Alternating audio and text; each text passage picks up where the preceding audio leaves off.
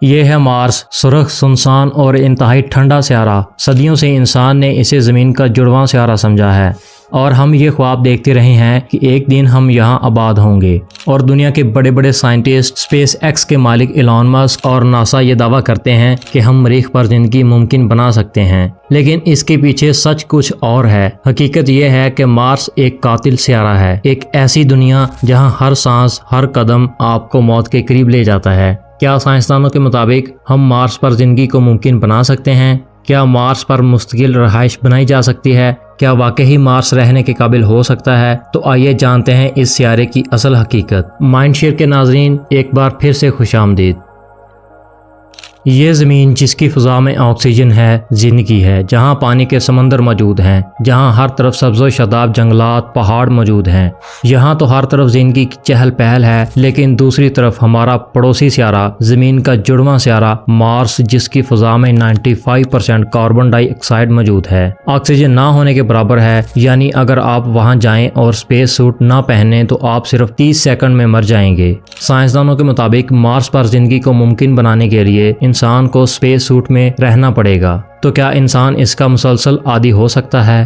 وہ انسان جو قدرت کا عادی ہے، نیچرل لائف پر انحصار کرتا ہے، نیچرل ایئر، آکسیجن کا استعمال کرتا ہے، کیا وہ لیبارٹری میں تیار شدہ آکسیجن کو استعمال کر پائے گا؟ کیا وہ مسلسل گیس سلنڈر اٹھانے کا عادی ہو سکتا ہے؟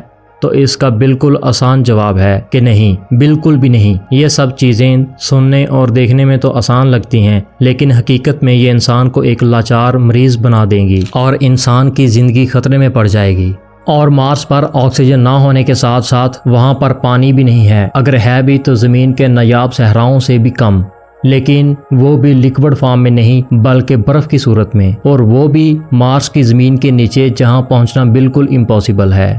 اور بغیر پانی کے تو نہ کوئی زندگی، نہ کوئی ایگریکلچر، اور نہ ہی کوئی جاندار، اور نہ ہی کوئی انسان رہ سکتا ہے۔ اور یہ بات بھی جاننا ضروری ہے کہ اتنی زیادہ مقدار میں مارس پر پانی کہاں سے لائیں گے؟ تو اس کا جواب تو ابھی تک سائنسدانوں کے پاس بھی نہیں ہے، کیونکہ سائنسدان ابھی بھی مارس پر پانی ڈھونڈ رہے ہیں۔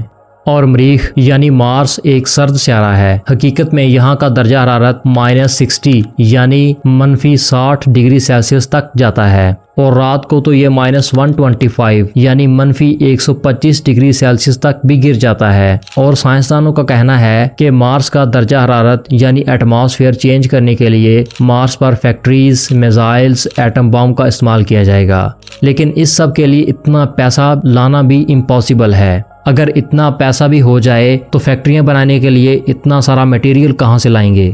اور جو سب سے اہم بات ہے کہ زمین کو سورج کی خطرناک ریڈیشن سے زمین کا میگنیٹک فیلڈ بچاتا ہے، مگر مارس کے پاس تو کوئی پروٹیکٹیو میگنیٹک فیلڈ یا میگنیٹک شیلڈ ہی نہیں ہے۔ یعنی اس بات سے اندازہ لگائیں کہ وہاں کا ماحول ریڈیشنز سے بھرا ہوا ہے۔ یہ ماحول، یہ ریڈیشنز انسان کے جسم کو اندر سے جلا سکتی ہیں، ڈی این اے تباہ کر سکتا ہے اور کینسر جیسی مہلک بیماریاں پیدا کر سکتا ہے۔ اس سب کے بعد مارس پر بہت خطرناک طوفان بھی آتے ہیں، جی ہاں، ڈسٹ سٹارمز، جو پورے سیارے کو ڈھانپ لیتے ہیں اور ہفتوں، مہینوں تک سورج کی لائٹ مارس کی سرفس پر نہیں پہنچتی۔ اور ایسے طوفان میں کمیونیکیشن سسٹمز، روبوٹس یا انسان وہاں پر سروائیو تو بالکل بھی نہیں کر سکتے۔ اور اس سب کے بعد مریخ کی گریوٹی زمین سے صرف 38% ہے۔ یہ سننے میں تو غیر معمولی لگتا ہے، لیکن حقیقت میں ایک خطرناک سچویشن ہے۔ کم گریوٹی انسان کی ہڈیوں کو کمزور کرتی ہے، مسلز گلنے لگتے ہیں، دل کا نظام خراب ہو جاتا ہے، وقت کے ساتھ ساتھ انسان کا جسم بکھرنے لگتا ہے اور انسان کچھ ہی پل میں مر جاتا ہے۔ تو دوستو، کیا ایسے حالات میں انسان مارس پر سروائیو کر سکتا ہے؟ اس کا جواب آپ ہمیں کمنٹ باکس میں دیں۔ کیا واقعی سائنسدان اس سب کو بآسانی سے ممکن بنا سکتے ہیں، کنٹرول کر سکتے ہیں؟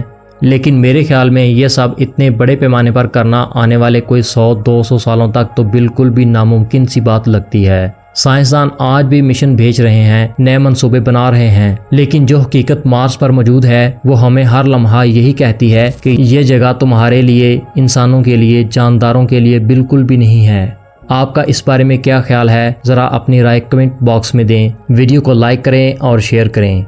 مگر کیا آپ جانتے ہیں کہ کچھ سائنسدان ایسے پلانٹ دریافت کر چکے ہیں جہاں زندگی کے شواہد مل چکے ہیں؟ اگلی ویڈیو میں ہم جائیں گے ان سیاروں کی طرف جہاں ارتھ 2.0 ہو سکتا ہے، یعنی ارتھ کا ایڈوانس ورژن۔ تو سبسکرائب کرنا نہ بھولیے گا۔ اللہ حافظ۔